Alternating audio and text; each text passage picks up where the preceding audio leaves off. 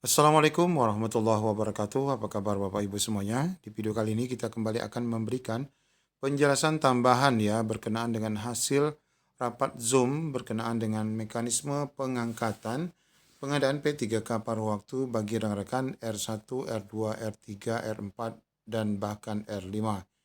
Nah, ini diposting langsung oleh Pan RB secara resmi. Mari kita baca Bapak Ibu. P3K paruh waktu adalah pegawai ASN yang diangkat berdasarkan perjanjian kerja secara paruh waktu dan diberikan upah sesuai dengan ketersediaan anggaran instansi pemerintah. P3K paruh waktu menjadi nomenklatur yang memberikan ruang bagi instansi pemerintah pusat maupun daerah yang memiliki keterbatasan dalam belanja pegawai namun harus memenuhi kebutuhan ASN untuk mendukung kelancaran pelaksanaan pelayanan kepada masyarakat. Nah, jadi ini memang solusi ya untuk daerah-daerah yang memang belum ada anggaran yang mencukupi untuk full waktu. Nah, ini adalah paparan resmi ya dari hasil Zoom meeting yang dilakukan oleh Pan RB pada tanggal 29 maksud kami Juli 2025 yang lalu. Nah, di sini kita lihat secara lengkapnya lagi bahwa selanjutnya Menpan RB menetapkan rincian kebutuhan P3K paruh waktu pada setiap instansi pemerintah. Apabila telah menerima penetapan rincian kebutuhan, maka PPK mengusulkan nomor induk P3K, nomor induk identitas pegawai ASN kepada BKN maksimal 7 hari sejak menerima penetapan. Selanjutnya akan dilakukan penetapan NIP3K bagi rekan-rekan paruh waktu ini. Penerbitan NIP3K atau nomor induk atau identitas pegawai ASN akan diterima oleh PPK paling lama 7 hari kerja sejak waktu penyampaian. Jadi Bapak Ibu, prosesnya ini tidak sama dengan full waktu ya. Di sini hanya proses pengirimannya 7 hari, kemudian proses pengembaliannya juga hanya 7 hari. Jadi lebih cepat ya dari yang sebelumnya. Pegawai yang non ASN yang sudah menerima nomor induk, identitas akan ditetapkan dan diangkat menjadi P3K paruh waktu oleh instansi sesuai dengan ketentuan perundang-undangan. Jadi P3K paruh waktu itu merupakan jalan tengah untuk menjawab agar sedikit mungkin orang yang diberhentikan atau tidak bisa melanjutkan pekerjaan di instansi pemerintah agar tidak ada PHK massal sesuai dengan prinsip penataan pegawai non ASN. Nah, ini Bapak Aba ya yang menyampaikan. Nah, ini Bapak Ibu juga paparan yang ternyata ini dijelaskan mekanisme ini oleh Pak Suharmen BKN ya berkaitan dengan yang semalam sudah kita jelaskan bahwa rekan-rekan yang masuk dalam P3K paruh waktu ini selain daripada yang TMS ya, yang TMS ini tidak masuk, tidak disebutkan. Kemudian yang masuk itu adalah P1. P1 itu maksud kami R1 ya. R1 itu adalah P1 2021. Kemudian ada P2 atau R2, ada R3. R3 ini banyak nih, R3 biasa, R3B yaitu yang tahap 2, ada R3 penampungan ya. Nah, untuk R1 ini ada juga mereka yang masuk database, ada yang tidak masuk. Jadi maksud yang tidak masuk ini bukan yang swasta ya.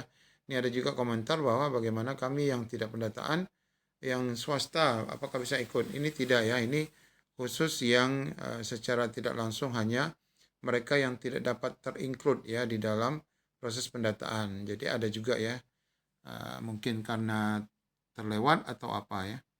Nah, kemudian juga ada R4 di sini jelas, kemudian ada PPG ataupun lulusan untuk mereka dengan kategori R5 ya. Nah, kemudian ini sudah kita jelaskan ya semalam dari video yang kita sampaikan semalam. Nah, ini kemudian selanjutnya disebutkan Deputi Bidang SDM Bapak Aba menyampaikan pengangkatan P3K paruh waktu hanya dilakukan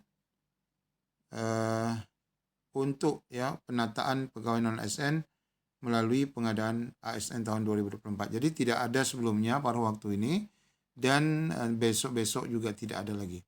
Pak Aba menegaskan pengangkatan P3K paruh waktu hanya dilakukan untuk pelamar yang telah mengikuti seluruh tahapan seleksi namun tidak lulus atau tidak dapat mengisi formasi. Nah, ini terjawab ya bagi rekan-rekan yang TMS ya.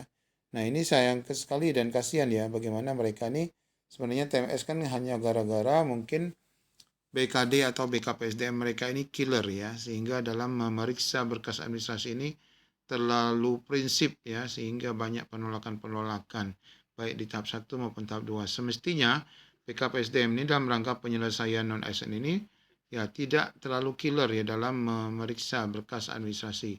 Nah, hanya gara-gara berkas administrasi tidak dapat terpenuhi, maka mereka dinyatakan tidak memenuhi syarat, lalu tentu mereka tidak bisa mengikuti seleksi kompetensi ya, yang seharusnya itu hanya bersifat formalitas karena tidak ada ambang batas.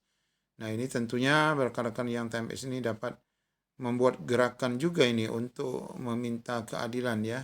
Mengapa mereka akhirnya tidak dapat diakomodir, padahal mereka juga termasuk yang di dalamnya yang terdata dalam database BKN, atau barangkali mereka yang memang Pemdanya tidak peduli kepada pengangkatan ASN ini. P3K paruh waktu dilaksanakan bagi non-ASN yang terdata dalam database BKN dan telah mengikuti seleksi CSN baik P3K maupun CPNS yang tidak lulus. Nah, ini sesuai dengan Kemenpan RB, tetapi kan buktinya R4 yang tidak terdata juga akhirnya diakomodir ya. Kemudian juga non-ASN yang tidak terdata, ini juga disebutkan ya, dalam database dan telah mengikuti seleksi P3K pun dapat dipertimbangkan. Nah, ini sebagaimana tertuang dalam Kemenpan RB 347, 348, 349 untuk diangkat menjadi P3K paruh waktu. Ujar Aba dalam sosialisasi P3K secara daring Selasa 29 Juli ya 2025. Pak Aba menguraikan P3K paruh waktu diperuntukkan bagi pegawai non-ASN dapat diusulkan oleh PPK masing-masing dengan mempertimbangkan kebutuhan organisasi dan ketersediaan anggaran. Selanjutnya kriteria pelamar dan pengisian formasi diprioritaskan secara berurutan. Urutannya ini tadi ya. Urutannya tadi itu mulai dari R1, R2, R3, R3B, R3T ya. Nah, kemudian ada R1 yang tidak masuk pendataan, R2 tidak masuk pendataan, baru R4, baru kemudian R5. Kemudian di sini adalah paparan yang disampaikan Pak Aba ini berkaitan dengan ketentuan pengadaan P3K yang semalam sudah kita bahas, di mana di sini rekan-rekan semua tidak ada ya. Jabatan yang disebutkan di sini adalah administrasi perkantoran, ini tidak ada. Barangkali bagi rekan-rekan yang mungkin sebelumnya adalah mengambil jurusan ataupun formasi administrasi perkantoran, ini barangkali nanti akan dialihkan ya, sesuai dengan jenjang juga, sesuai dengan apa namanya, jenjang pendidikan kita. Kalau administrasi perkantoran rata-rata layaknya seperti SMA, maka nanti mereka akan diarahkan kepada operator layanan operasional. Karena ini saja jabatan yang dibuka ya, hanya ada 4 untuk pelaksana atau teknis masuk kami. Nah, ini adalah paparan yang kemarin sudah kita bahas. Nah, pemerintah telah berkomitmen untuk menyelesaikan penataan pegawai non-ASN melalui keputusan Kemenpan RB 347, 348, 349 dan Kemenpan RB 15 dan 16 2025. Rincian jabatan P3K paruh waktu dapat diusulkan untuk jabatan guru, tenaga kesehatan, teknis lainnya yang sudah kita tunjukkan tadi. Mekanisme pengadaan P3K paruh waktu diawali dengan pengusulan rincian kebutuhan P3K paruh waktu oleh PPK kepada Pan RB, rincian kebutuhan yaitu jumlah kebutuhan, jenis jabatannya, kualifikasi pendidikan, dan unit penempatan. Kemudian pengusulan rincian ini disampaikan melalui layanan elektronik BKN ya, sesuai dengan kebutuhan instansi pemerintah dan ya ketersediaan anggaran pemerintah. Nah, kalau seperti ini bisa jadi Bapak Ibu usulan paruh waktu ini tidak bisa semua ya dilakukan ya, meskipun dalam paparan yang ini disebutkan jika tidak diusulkan ya, PPK ini diminta untuk menyampaikan apa alasan ya, apa alasan tidak disampaikan usulan itu kepada, nah ini kalau tidak diusulkan harus disampaikan apa alasan ya instansi untuk tidak menyampaikan paruh waktunya. Itu barangkali dengan keterbatasan anggaran bisa jadi belum dapat semua diusulkan. Nah, ini penjelasan tambahan dan slide yang lebih lengkap ya, penjelasan dari Bapak Aba dan dari hasil Zoom meeting yang sudah diposting kembali untuk kita dapat maklumi. Nah, di sini memang secara resmi ternyata tidak ada ya. Sudah kita dengarkan juga komentar dari rekan-rekan yang mengikuti kegiatan ini. Tidak ada paparan berkaitan dengan lini masa ataupun jadwal kapan paruh waktu ini akan diselesaikan secara resmi oleh pemerintah. Demikian yang dapat kami sampaikan. Assalamualaikum warahmatullahi wabarakatuh.